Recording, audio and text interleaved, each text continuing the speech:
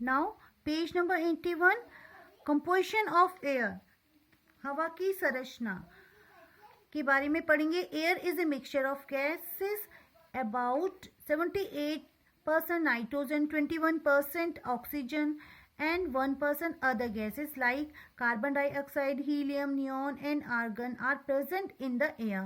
It also contains water vapor and dust particle. अब ये बोल रहा है कि गैसों का मिश्रण होता है. ठीक है, हवा क्या है? गैसों का मिश्रण है.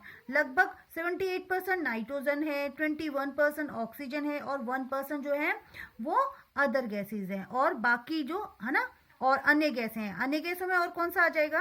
कार्बन डाइऑक्साइड आ जाएगी, इसमें हीलियम आ जाएगा, नियॉन आ जाएगा, आर्गन आ जाएगा. ठीक है, जो कि ये हवा में मौजूद हैं. इसमें जल वाष्प और धूल कण भी मौजूद हैं. फर्स्ट आ जाता है हमारा ऑक्सीजन के बारे में बात करेंगे. Oxygen, all organism need oxygen for breathing. We can't burn anything without oxygen. तो सभी जीवों को सांस लेने के लिए ऑक्सीजन की जरूरत होती है. हम ऑक्सीजन के बिना कुछ भी नहीं जला सकते हैं. अब यहाँ पे एक्टिविटी के अकॉर्डिंग हम समझते हैं अनुसार. Take 2 candle and fix them on a table, light both the candle. ठीक है, हमने यहाँ पे 2 कैंडल ली है. अब हमने फिक्स कर दिया है, एक टेबल पे रखा है और यहाँ पे इनको जला दिया है. Now cover 1 burning candle with, है ना, इन्वर्टेड ग्लास. अब हमने उल्टा करके ग्लास को, कांच की ग्लास को एक जलती हुई मोमबत्ती के ऊपर रख दिया है. ठीक है, the glass should not touch the flame. Glass जो है वो फ्लेम पे टच नहीं होना चाहिए. After some time you observe that the candle covered with glass stop burning. अब हम थोड़े समय के बाद देखेंगे कि जो कांच के अंदर जो मोमबत्ती है कांच की ग्लास के अंदर, वो जलना बंद हो जाती है. The other candle continue to burn. Why does the candle in the glass stop burning? जबकि अदर कैंडल, जो दूसरी कैंडल है, वो कंटिन्यू जलती रहती है, जबकि जो ग्लास के अंदर थी कैंडल वो स्टॉप हो जाती है. ऐसा क्यों होता है? देखते हैं. The candle in the glass stop burning because when the burning candle is covered with a glass the oxygen supply from the air is cut off. ठीक है, जितनी ऑक्सीजन इसके अंदर थी वो सारी उसने यूज कर ली. अब उसके अंदर ऑक्सीजन नहीं है, इसीलिए वो स्टॉप हो गया बर्निंग का, है ना, जलना.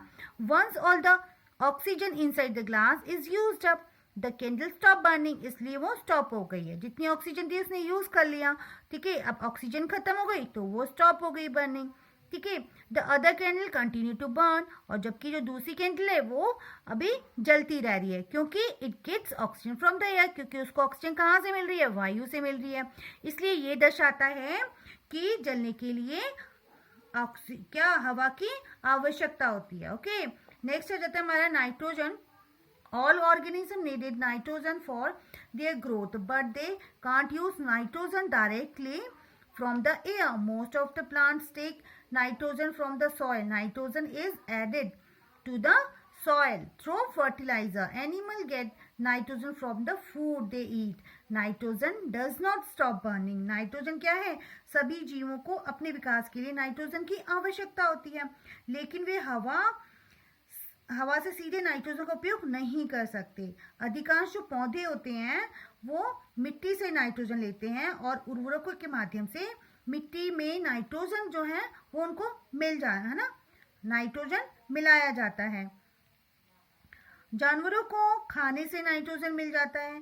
ठीक है, नाइट्रोजन जो है जलने में क्या नहीं होता है? समर्थ नहीं होता है. ठीक है, नाइट्रोजन जलने में समर्थ नहीं करते हैं. नेक्स्ट आ जाता है हमारा कार्बन डाइऑक्साइड.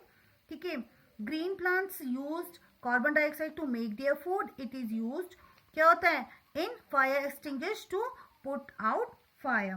हरे पौधों को भोजन बनाने के लिए कार्बन डाइऑक्साइड का उपयोग करते हैं. ठीक है, इसका इस्तेमाल आग बुझाने के लिए भी किया जाता है. Next, water vapour are form by the evaporation of water from oceans, river and lakes. Because of the heat of the sun, the amount of the water vapor present in the air is called humidity.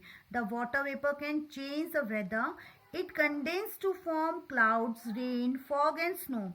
When the amount of water vapor is more in air, the humidity is high and the air is said to be humid. When the amount of water vapor is less in air, the humidity is less and and air is said to be dry. You feel uncomfortable in humid air because the sweat from your body does not evaporate easily. अब ये बोल रहा है कि सूरज की जो गर्मी के कारण महासागरों, नदियों और झीलों के पानी में क्या होता है कि वाष्पीकरण से जल वाष्प का निर्माण होता है। हवा में जो मौजूद जो जल वाष्प की जो मात्रा को हम क्या बोलते हैं? ह्यूमिडिटी बोलते हैं, ठीक है, जिसे आर्द्रता भी कहा जाता है। जल वाष्प जो होते हैं मौसम को बदल सकता है। यह बादलों, बारिशों और जो कोहरे और बर्फ बनने के लिए है ना संघनित होते हैं। जब वायु को जल वाष्प की मात्रा अधिक होती है, ठीक है, जब वायु में जल वाष्प की मात्रा अधिक होती है तो आर्द्रता अधिक हो जाती है, ठीक है। और जब आर्द्रता, उसे क्या बोलते हैं? वायु को आर्द्र कहा जाता है, ठीक है, ह्यूमिड हम बोल सकते हैं। जब वायु में जल वाष्प की मात्रा कम होती है तो उसे हम आर्द्र कम कहा जाता है। आर्द्रता का मतलब ड्राई बोलते हैं, ठीक है, उसे हम शुष्क होती है।